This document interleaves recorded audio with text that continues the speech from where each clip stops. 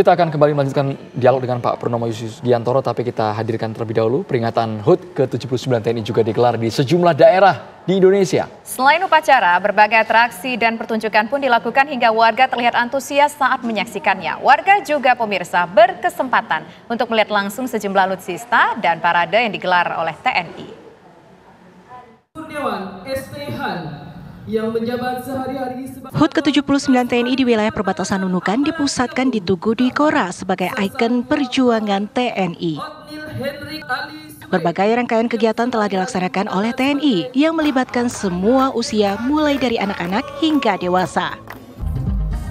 Tarian daerah hingga atraksi bela diri yang diperagakan anggota Satgas Pamtas Yonarmet Kostrad pun ditampilkan hingga memukau masyarakat yang menyaksikan. Di Samarinda, Kalimantan Timur, perayaan HUT ke-79 TNI diwarnai berbagai atraksi dan peragaan drama pembebasan sandera dalam pelaksanaan pilkada serentak di 3 provinsi di Kalimantan. Masyarakat Kota Samarinda sangat antusias menghadiri peringatan HUT TNI kali ini. Selain itu juga digelar makan siang gratis dan kesempatan melihat langsung sejumlah alutsista milik Kodam 6 Mula Warman dan mendapat kesempatan bisa bersua personel TNI di lokasi acara. Memperingati HUT ke-79 TNI, Kodam 9 Udayana menggelar apel pasukan dan simulasi penyelamatan tamu negara dari penyanderaan teroris. Di peringatan HUT TNI yang bersamaan dengan momen pilkada, Kodam 9 Udayana akan mengerahkan 11.000 personel untuk mengamankan pilkada di 3 provinsi, yakni Bali, NTB, dan NTT. Di Makassar, Sulawesi Selatan, warga antusias menyaksikan puncak peringatan hari ulang tahun ke-79 TNI di lapangan Karebosi.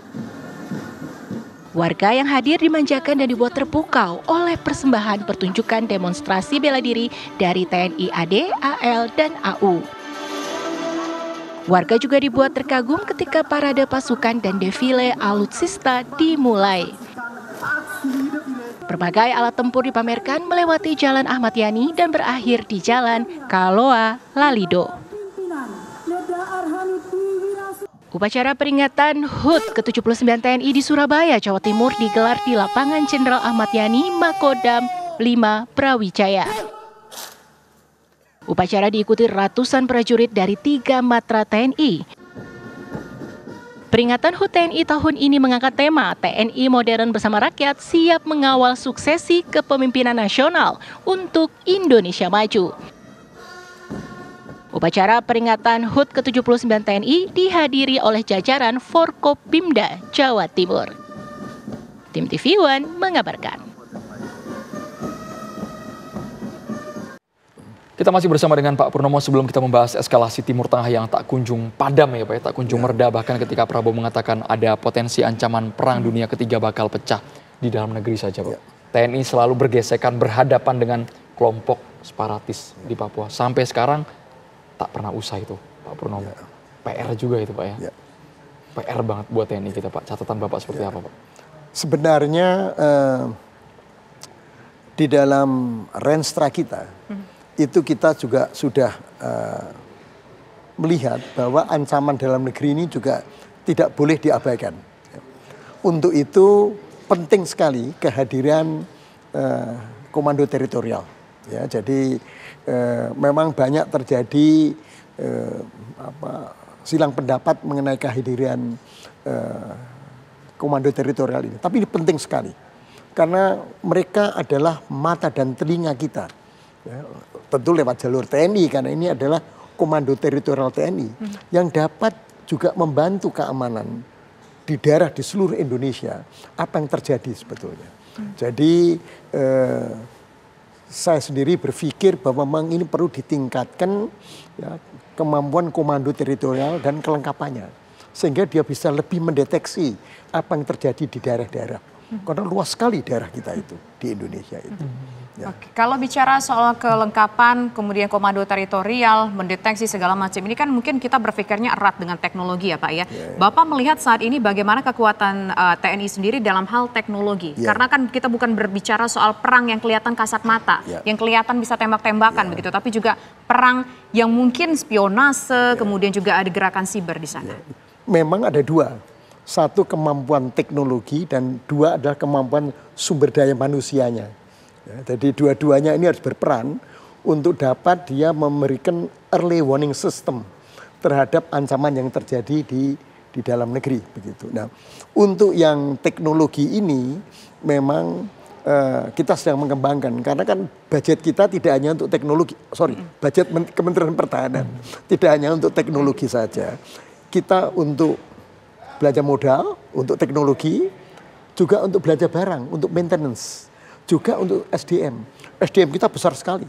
Kekuatan SDM kita itu terbesar di ASEAN. Dan itu memerlukan ya, pembiayaan juga. Begitu. Jadi memang ini ujung-ujungnya memang ini kemudian adalah pembiayaan bagaimana untuk mengembangkan ini. Tapi tetap kita lakukan itu. Ya.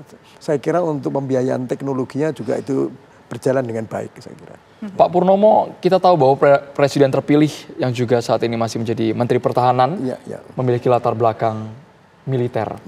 Kalau menurut Bapak Prabowo Subianto ke depan kita tinggal menunggu hitungan hari Pak ya, dilantik menjadi presiden terpilih.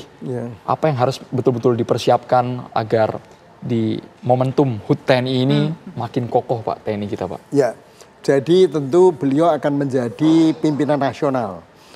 Tentu dalam perjalanannya nanti kan lingkupnya mesti lebih luas lagi, tidak hanya khusus untuk pertahanan.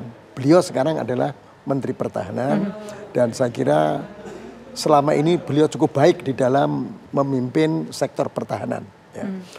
Saya sendiri senang sekali melihat perkembangan Kementerian Pertahanan yang sekarang ini dan sektor pertahanannya, ya, karena cukup baik. Dan nanti tentu harus lebih luas lagi. Bagaimana kemudian fokus untuk meningkatkan pendapatan negara, bagaimana kemudian kita fokus untuk melakukan pembiayaan ya, terhadap tadi yang saya katakan ada gun and butter. Ya. Kalau gun itu nanti terkait dengan pertahanan keamanan, kalau butter itu terkait dengan kesejahteraan masyarakat. Ya karena bagaimanapun juga sektor publik itu juga sektornya banyak sekali loh di Indonesia ini. Ada 30 lebih kan sektor itu yang harus juga diperhatikan. Jadi ya ujung-ujungnya duit.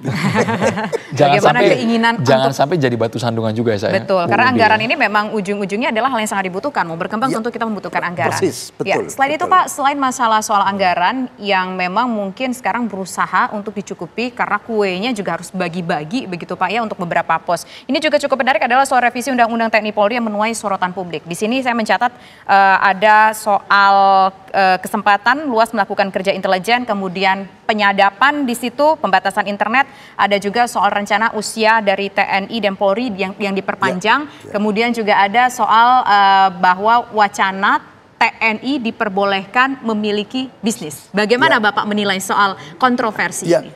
Jadi revisi Undang-Undang TNI dan Polri pada waktu balik yang terakhir, di badan legislatif terakhir itu memang berhenti.